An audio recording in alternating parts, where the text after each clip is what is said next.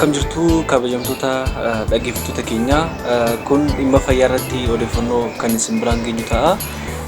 Dr. Naafi Argeetuun jedhama. Sagantaa keenya guyyaa irraatiin wanti qabadhee isiniif dhiyaadhee waa'ee fayyaa tiruu keenyaa kan jedhudha.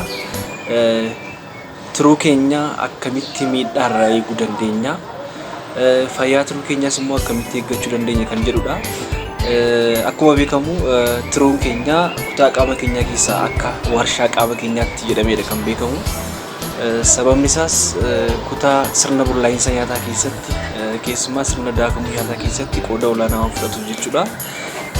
Tiruun keenya miidhamnaan sammuun keenya nyaata ga'aan argatu akkasumas immoo qaamoliin keenya kaleen keenyas ni miidhama. Gabaabumatti qaamni keenya guutummaan miidhamuu danda'a jechuudha.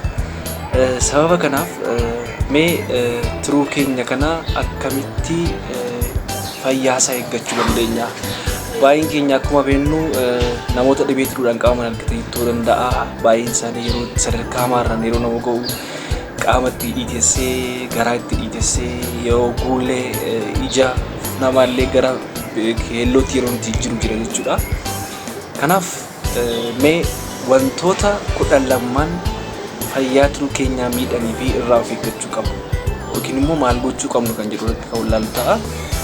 Jalqaba irratti kan wal ilaallu ulfaatina qaama keenyaa sirriitti eeggachuu akka qabnu.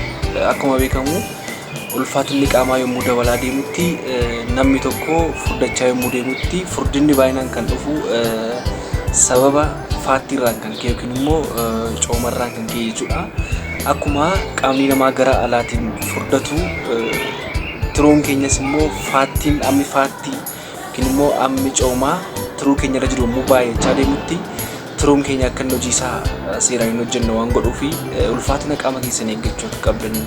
Ulfaatinni qaama keenyaa immoo normaal ta'uusaa akkamitti beekna kan jedhuufi ulfaatinni qaama keenyaa normaal ta'uusaa kan beekamu dheerina qaama keessanii wajjin wal madaalchisuun akka danda'amu. Ulfaatina qaama keessanii irra dheerina keessan iskuweer gootanii baay'isuudhaan kan argattan jechuudha. Kanaaf ulfaatina qaama keessanii eeggachuun barbaachisaa akka ta'e isin hubachiisa jechuudha. Lammaffaa irratti immoo nyaata madaalamaa ta'e nyaachuu. Nyaatuma gosa tokko ta'e qofa yeroo hundaa nyaachuunis immoo miidhaa akka namarraan ga'u beekuun barbaachisaadha. Kana jechuun fakkeenyaaf yeroo baay'ee daabboo qofa, paastaa yookiin ruuza qofa nyaachuun illee tiruu keenya akka inni miidhu beekuun barbaachisaadha. Nyaata madaalamaa kanneen cinatti kanneen akka vegetables yookiin immoo kuduraa fi fuduraalee baay'inaan fayyadamuun gaariidha. Nyaata kanneen biraa wajjin amma waliin miiksi godhanii fayyadamuun gaariidha. Gama biraatiin immoo nyaata foonii fi bu'aa foonii ta'an baay'inaan fayyadamuunis immoo furdina garmalee nu saaxiluu danda'a. Kun immoo deemee tiruu keenya irratti miidhaa geessisuu danda'a kan jedhu isin hubachiisuu barbaada. Sadaffaa irratti kan ilaallu yeroo yerootti sochii qaamaa gochuu akka qabnu. Keessaafuu sochii qaamaa gochuun baay'ee barbaachisaadha. Maaliif namni tokko sochii qaamaa godhu taanaan dhibeewwan garaagaraaf saaxilamuu danda'a waan ta'eef yoo danda'ame torbeetti yeroo 5 daqiiqaa 30 fi sochii qaamaa yeroo jennu ariitiidhaan deemuu mataa isaallee sochii qaamaati. Bakka tokko taa'uu dhiisuu, bakka tokko dhaabachaa turuu dhiisuun baay'ee filatamaadha. Inni arfaffaa irratti ilaallu yeroo baay'ee keemikaala nyaata keemikaalatti godhame yeroo isin jedhutti kunniin kan faayidaa namoonni yeroo baay'ee jimaa qaban jiraachuu danda'u. Yookiin immoo looyizii yookiin immoo ocholonii kan jennu kunniinis jira jechuudha.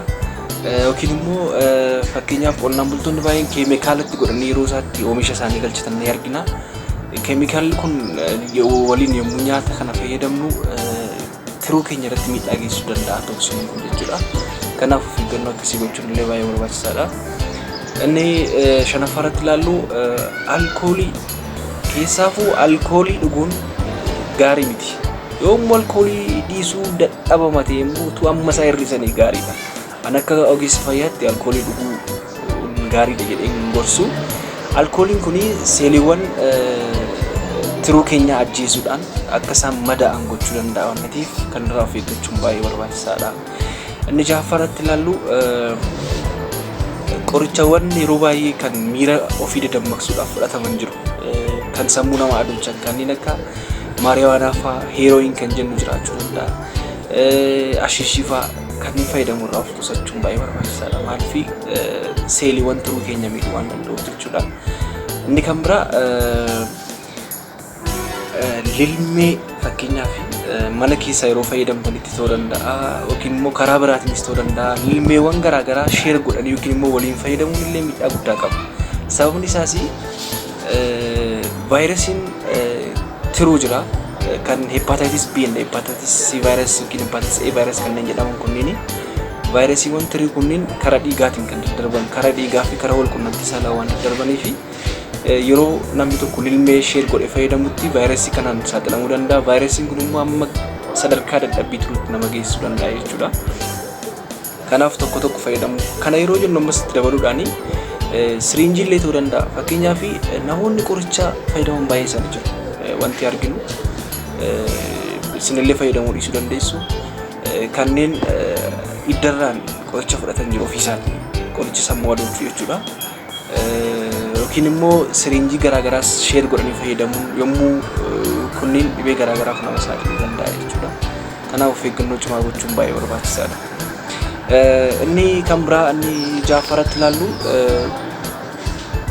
fakkeenyaaf kanuma wal qabatee tariitii lilmee namni kan biraatti waraname si waranuu danda'a. Namoonni keessumaatii mana keessatti lilmeen garaagaraa yookiin irra jechuu dandeessu. Yookiin immoo si waraanuu danda'a akka tasaa yeroo kanatti immoo ogeessi fayyaa haasofsiisuu akkasiin qabdan gabanumaa isin beeksisuun barbaada. Maaliif talaalliiwwan kennaman jiru waan ta'eef qorannoon isiniif godhama waan ta'eef jechuudha.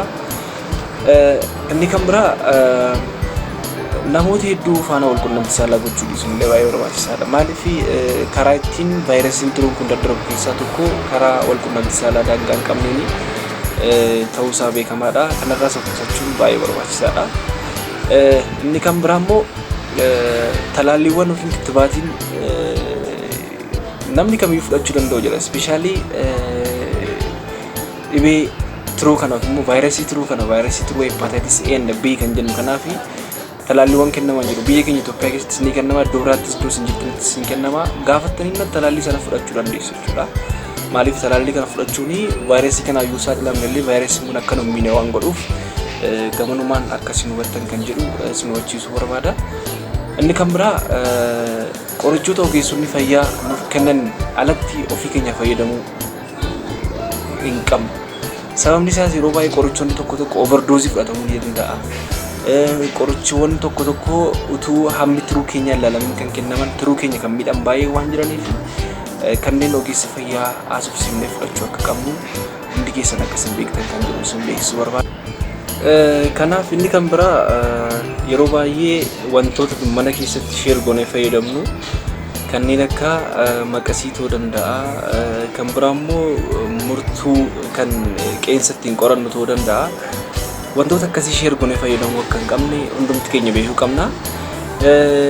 Gara xumuraa irratti turuu keenya wantoonni kunniin baay'inaan waan miidhuu danda'aniif of eeggannoo cimaa akkasiin gochuu qabdan kan jedhu dhaamsa koo isin dabarsa.